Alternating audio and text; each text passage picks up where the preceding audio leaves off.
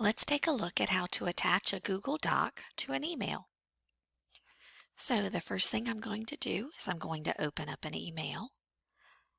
And since I want to attach a Google document, I'm going to insert a file using Google Drive. And then I'm going to find the file that I want to attach. So I can search through my folders. I can look through shared drives. I can look through recent. Most of the time I go through recent. I'm going to select Insert,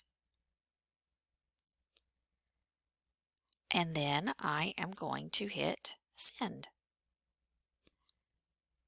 So now I can choose, it's like, hey, you need to let Miss K have access to the file.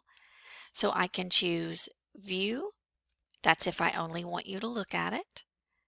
I can choose Comment, if I want you to be able to make comments about the file, or I can choose Edit. So I'm just going to choose View